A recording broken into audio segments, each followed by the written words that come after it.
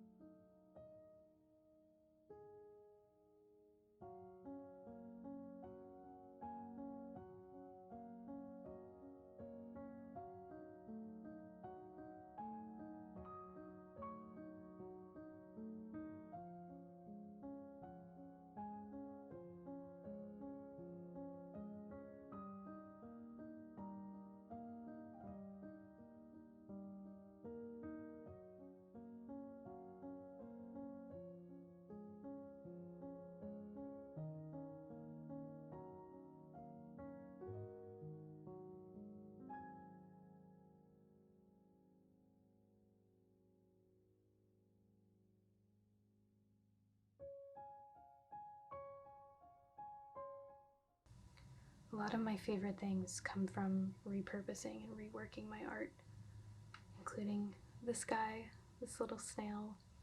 I love him a lot, and actually on the back is the original failed piece, and I just turned it over and started something new that felt more like me. Because I don't know, sometimes I just create something and I'm like, this isn't me. What am I doing? And I have a bit of an identity crisis, and then I step away, see myself as I am, and make something that feels more like me.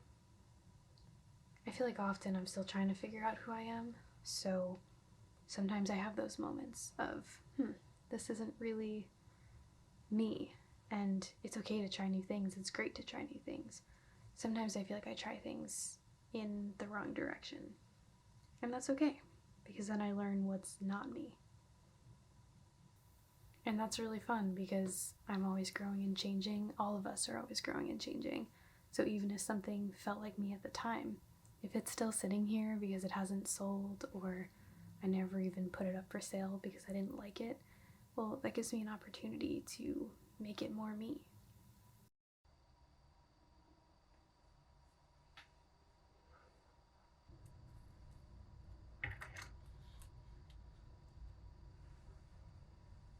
It's a new day. I'm back with a new piece.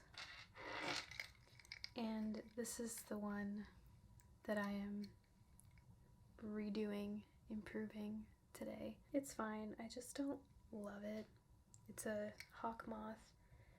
This is a full-blown wall-hanging piece that I made with crystals attached and a bead, and I really like how I set it up, but I just don't love the painting I did. So I think, similarly to the snail I made, I'm gonna flip it over and just use the other side and wood burn, because I feel a lot more comfortable wood burning than painting these days. So I'm just gonna make it something entirely new.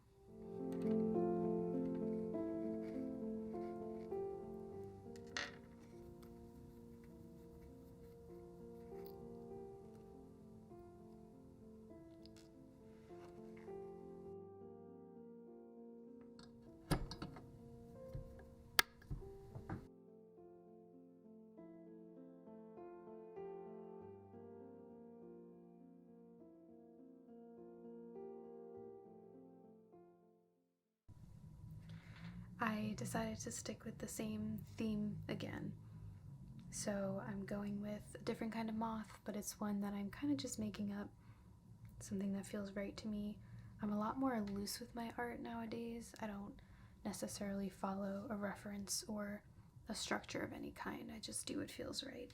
And for this, I really want to exercise the idea of doing art that's asymmetrical and welcoming the idea that not everything has to be perfectly symmetrical on both sides, because especially drawing things like butterflies and moths, it feels like everything has to be perfectly symmetrical. But I've been noticing that I kind of like when things don't match up perfectly, and I also feel like it kind of reminds me that I'm human, and if you want something perfectly symmetrical, this is not where you find it. It stresses me out too much, and I just want to work on having fun with it. And a successful art piece is not based on how perfect it is. It's about the feeling it brings and the feeling you get when you look at it. So that's really what I want to focus on with this piece. It's kind of just untraining my mind that has previously believed that everything needs to be perfect in art. This year, I've really learned to see art for what it is, which first and foremost for me is a passion and a hobby. Not everything I make has to be good enough to sell. And if I'm not enjoying making something, I don't want to do it. I don't want to force myself to do something and turn one of my passions and one of my hobbies into a job to the point where I don't enjoy it anymore. So learning to walk away and take breaks from things and keep that excitement and that love for my hobbies alive is really important to me now, more so than ever before. So I just like to do what feels right and do whatever I want to do, make whatever I want to make, and I can't go wrong with that. Even if other people don't like it, that's not why I make art, and I don't want to forget my why.